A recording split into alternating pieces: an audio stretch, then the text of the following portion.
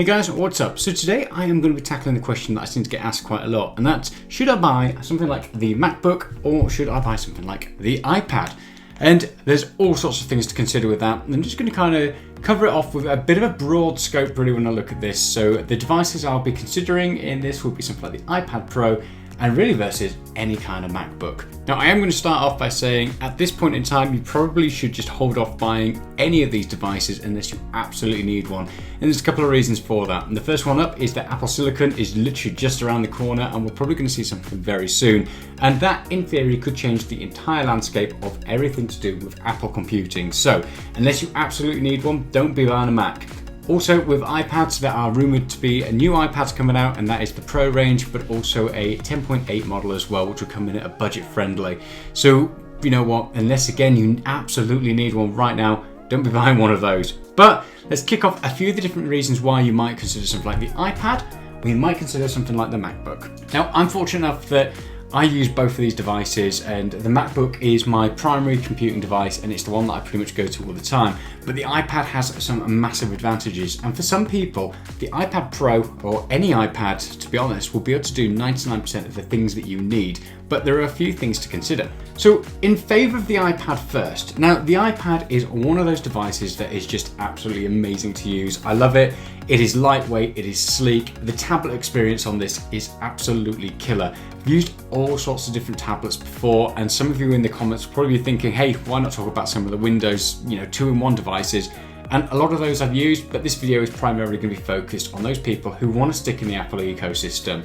If you want me to do a video on those things, by all means, I'll do that in the future. But this is Apple ecosystem. So back to iPad. One of the things that I love about this is the versatility of it. And by that, I mean you can use it in multiple different ways. You can use it basically like a normal tablet and just do all of your tablet type stuff. So that's browsing the web, watching video, reading ebooks, for example. But then one of the brilliant things is you can then throw in something like a Bluetooth keyboard and a trackpad and then start to use it more like a laptop, which is really handy. And the good thing is you can choose what type of keyboard that you want to be able to use with it. So for example, I've got the Bridge Pro keyboard here. You can get one now with a trackpad. You can get Apple's Magic keyboard as well. You can just use a generic Bluetooth keyboard if you want to and have it set up like a mini desktop. You can use all sorts of different mice and trackpad now. Finally, Apple have come around to the thinking that this thing, kind of needs that if you're trying to do it for any serious computing, which is really handy. But then you don't need to stick to traditional types of input. You've got things like the Apple Pencil, and I love this thing. I occasionally dabble in a little bit of art. I'm not brilliant by any means, but handwriting on the iPad is just brilliant, and especially with some of the new updates that have come in iPad OS 14. It's got handwriting recognition in there. I love doing my note-taking on it. I'm one of those people that loves to have this by my side whilst I'm working and jot down my to-do list, scrub it off as I go, and just use it with the Apple Pencil. It's such a nice experience, and it feels like I'm actually writing on paper. So that's what I mean. You can choose what you want to use. Now, again, a lot of people are probably screaming and saying, well, you could use any type of keyboard or any type of mouse with something like the MacBook. And yeah, you can. But the main problem you've got with that is this bit here doesn't go away. It's still there, so you don't get that versatility of being able to kind of dock this up in front of you and then use it as a monitor. With the iPad you do.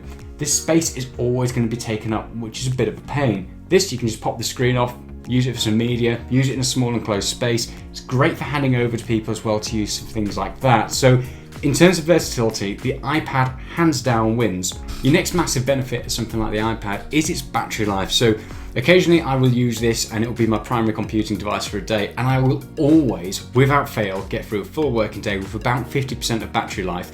My MacBook Pro, considering it's pretty new, is often running out of battery, and I normally have to have it plugged in because it will just chew through the battery, and hopefully that'll change in the future with things like Apple Silicon. But right now, if you are out and you're away from a plug socket or anything like that, something like the iPad can come in really handy. You've also got connectivity as well, so you can stick a 4G SIM card into this, so that way again, if you're out in the field or anything like that, you can have mobile data. Granted, you could tether your MacBook, but it's not ideal sometimes. One of the other killer features about the iPad is actually one of its weaker features as well, and that's its operating system. Now, the way I use it is quite a distraction-free type of multitasking. In fact, I can have multiple tabs open, two at a time, and then a slide over one, which isn't too bad. And it's really good for stopping me from getting distracted when I'm working. So if I'm editing a book or anything like that, it's really, I guess, difficult or tricky, or it takes longer for me to kind of close out of those tabs and load up a different browser or go into Facebook or something like that. So for me, this kind of keeps me focused, whereas on my MacBook, it's really easy just to drift across and click on a quick shortcut or a bookmark or something like that, because it's just easier to multitask on there. Like I said, it is one of the downsides of it as well, because although the multitasking is a lot smoother on the iPad versus what it used to be, it's still basically a blown up iPhone. So that multitasking, it's just a bit fiddly sometimes if you're trying to do quite a few tasks at the same time. So one of the biggest problems with the iPad is when you start to look at the raw price versus something like a Mac. Now, you can get some really competitively priced Macs now. Things like the MacBook Air, although don't have the best cooling, they come in at a decent budget, and they do have a full desktop type operating system. The iPad is still, like I said, a blown up iPhone. It has a few extra bells and whistles, but there are so many niggling little things that drive me mad about using the iPad, and they force me back onto the desktop type operating system all of the time. Things like YouTube, for example, when I'm trying to do certain things on that and go into the analytics, even though I get a desktop browser, it's not a desktop browser. There's so many things that don't work. If I'm going into things like eBay, for example, different drop downs or links, they just don't seem to work in the desktop browser. It's frustrating, which forces me back over onto this. One of the other things as well is, although this has an amazing set of apps, and again, fingers crossed that's going to be changing and getting even better in the future, at the moment you just get a lot of watered down apps. There are some really good creativity apps that I use on my MacBook, and I have them as well on my iPad, but they're just pale in comparison, and the functionality of them is just absolutely abysmal on the iPad, which again is really disappointing, which forces me to go back to the MacBook. So there are so many things like that which just drive me crazy. It is a brilliant little portable computing device, but at the end of the day it is limited by its operating system, and fingers crossed as we go further and further into Apple's iterations and refinements, we will see improvements on that. But at the moment, there are so many things that just break up my workflow that force me back onto something like a Mac. Now, that's not necessarily a bad thing if it's more of a companion device. So say, for example, you pick up something like an iMac or a MacBook Air, and then you get something like the budget iPad instead, then that's actually not too bad. And this is probably the way that I'd approach it, if you can afford it especially. Go for a more budget-friendly Mac and a more budget-friendly iPad, because one of the best ways to use these devices is side by side. I love having this on the go if I have to go anywhere or anything like that. Just around the house, that portability factor is just so nice. It is lightweight, brilliant battery life, and I just love using it for just general interface. But also as well, you can then link it up. So in their newest version of the operating system, you can use something called Sidecar, which allows you to use this as a second monitor with your Mac or your MacBook, which is it's really handy. And I love being able to call up my display onto this and interact with it using the Apple Pencil. It then allows me to take advantage of some of those creativity apps that are basically full desktop apps on my iPad, and it makes productivity so much better. Some other use case scenarios for things like the iPads, if you're out and about and you're in the field, or if you're doing anything, there's all sorts of times when something like the Apple Pencil comes in handy. An example is when we first moved into this house, we kind of had to figure out what curtains and blinds we wanted up everywhere, and I was able to go around, take photos on the iPad, and then mark them all up on the iPad, put in all the measurements, so that way when we went to get things sorted, we knew what measurements went where and what they corresponded with. And there's so many different use cases that could come in really handy for a lot of people. Signing documents, for example, really handy one. You can scan your documents straight onto this, sign it, mark it up, whatever you need to, because you have the additional cameras on there, which is something that you don't get on the MacBook, unless of course you want to use the awful potato camera that's on there, which is just there. So why would you consider something like a MacBook? So I've gone over a few of the downsides of something like the iPad, and one of the big things is the MacBook is, at the end of the day, it's a desktop operating system. It's something that you'll be used to already. You can do pretty much everything on there that you're going to be used to, so you don't really have to worry too much about your workflow, and that's a big thing. In my opinion, the iPad is taking steps to becoming, I guess, the primary working device, but it's still not there yet, because there are just so many things that just don't work on it, and little roadblocks that you hit when you suddenly try and do something that you should be able to do on it. The hardware is more than capable of it, it's just the operating system is limited. With the Mac, you have that full operating system, so you don't necessarily have to worry about it too much. If you're approaching any of these devices and you really have your heart set on doing everything on the iPad, that's great, and chances are this will be able to do most of the things that you want to do. But what I would strongly recommend first is just check out a few of the applications and a few of the things that you need to be able to use in your day-to-day work, whether or not it's studying, if it's work, whatever it is, and just make sure that you're going to get something that is fully compatible with the iPad. Because a lot of those apps haven't translated fully across onto the iPad yet to become fully functional, which is just frustrating. So as well as the desktop operating system, one of the other things that you get on this is cooling. And granted, Apple aren't particularly great when it comes to cooling their Macs or MacBooks. There's been all sorts of things, I guess we're looking at you, MacBook Air. But at least it has some cooling. And the reason I say that is the amount of times I'll sit outside in the garden and I'll do a little bit of work. The iPad cannot do that. It just can't cope with it. And I live in the UK. It doesn't get that hot. But if I sit outside in the garden and try and do any work on my iPad for more than 10-15 minutes, my iPad heats up. It gets the exclamation mark on it saying your device is shut down and it needs to cool down.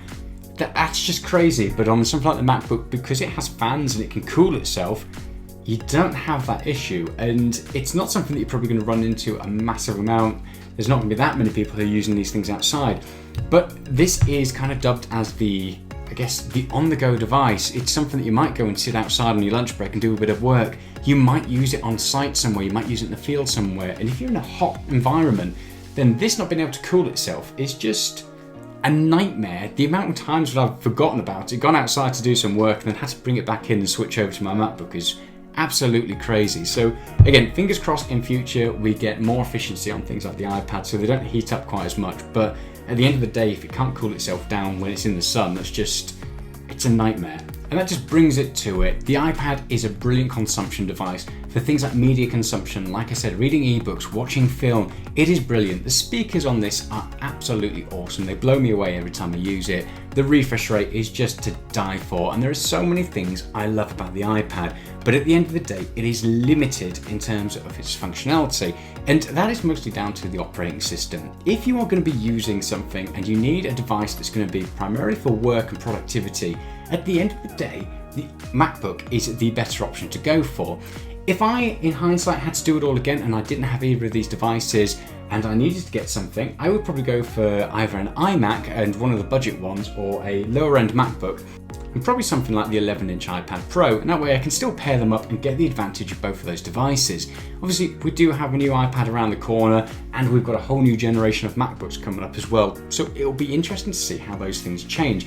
But at the moment, if I had to have just one device and I basically lost out on the other one, I would absolutely, categorically have the MacBook.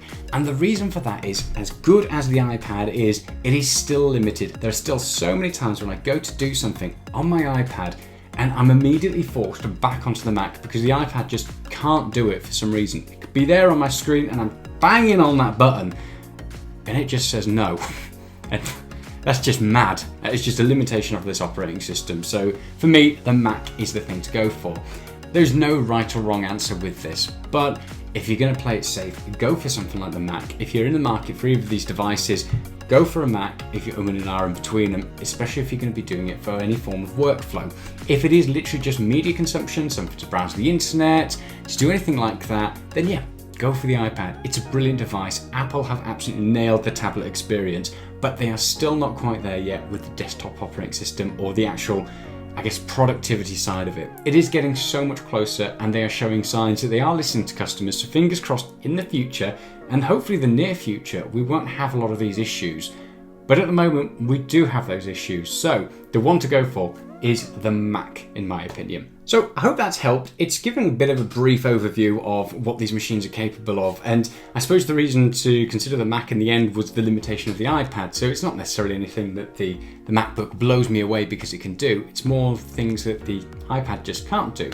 But if it has helped, hit the like and subscribe button. And obviously, we'll have more videos in the future for you. Like I mentioned at the start, there are other devices to consider as well. You've got all sorts of Windows 2-in-1 devices. The one that I'm more familiar with is the Surface Book, and I had the Surface Pro before that. And they're both great devices, and they both have their advantages over each of these bits of hardware, so they're definitely worthwhile considering. If you'd like me to do a video on that and kind of bring them into the competition and the fight, we can have a big showdown, an epic fight to the death, and see who comes out on top. But let me know about that in the comments, and in the meantime, stay safe, and I'll be back soon. Ta-ra for now.